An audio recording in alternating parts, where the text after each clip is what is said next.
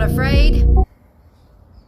I've had the privilege of working with kids and youth all over the world, but the one country that is consistent in that area is Australia. I've been coming to Australia on and off for about 10 years, and I really enjoy, teaching scripture in the public schools and working with the youth and kids at the church. And last week, a young girl made herself at home in my sphere. Like, she took my glasses off my face, she pulled my hair down, which was not a good idea. I mean, obviously my hair's got some character, but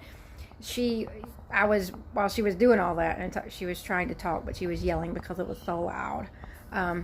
Which, when you play games with, 100 youth, it's going to get a little rowdy. But she was watching me work on my social media stuff, because, I try to post some encouraging videos and quotes and theologically grounding stuff that we can kind of sink our teeth into and be encouraged by. She said, she looked at my pictures. She said, I don't blame her for asking this question. She said, how do you do that? And I said, what? She said, how do you put yourself out there like that? And I said, first of all, I don't care what anybody thinks of me. I don't care what you think about how I look. I don't care about what you think about what I wear. I don't care about what you perceive to be the type of person that I am, because people are going to make judgments based off of what we look like, what we sound like, where we're from. Take your pick. I've been judged by the way I dress because I have jobs where I don't have to care, because I work as a cleaner. I've worked as an archaeologist. Most of the jobs that I do, and working with kids, who wants to wear clothes that actually matter? Who wants to put makeup on when half of it's going to be, washed off by the sweat, or kids touching your face, or take your any number of chemicals getting splashed? Who cares? I don't care. And I've had people tell me that that's brave, and I'm thinking, well, bravery and craziness are kind of go hand in hand. But I just told her, I said, look, I'm not careless.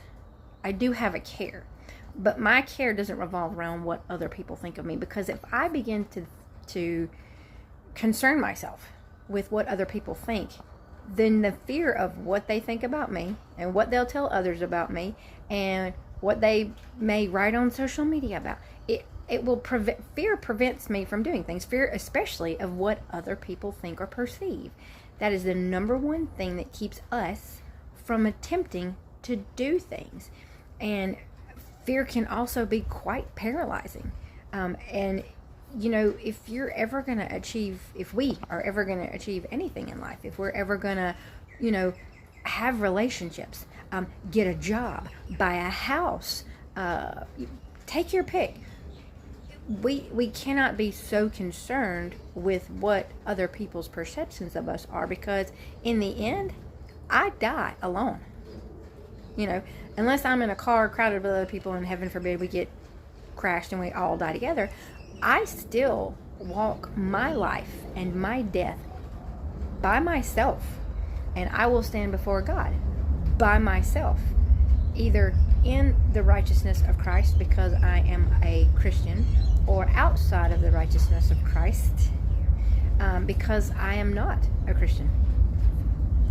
I'm very near an air base, which is pretty cool, but they've got some bombers out today running some drills. Always fun. But if I allow fear to paralyze my life, I can't grow. Growth comes from taking the chances that we don't think that we're... And I'm not brave by any stretch.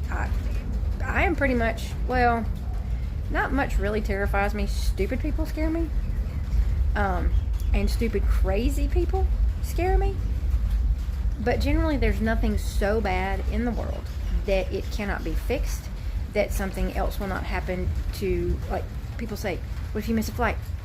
Well, there's going to be other flights. But my point is that if we allow fear to get in the way of what we want to do, how are we growing? How are we learning? How are we stretching ourselves to trust the Lord and kind of trust others? Because people don't think about us what we think they think about us. We give them more power by concerning ourselves with what we think they may think.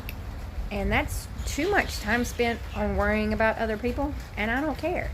So I just want to encourage you today that Don't let fear keep you from doing things, because yes, people will say things about you, and it doesn't matter if you're the nicest person on the planet, they're still going to have bad things to say about you. So live your life if you're a Christian, for the glory of God. If you're a non-Christian, live your life in service to other people, because if nothing else, it will at least make you feel better about making a difference in the world.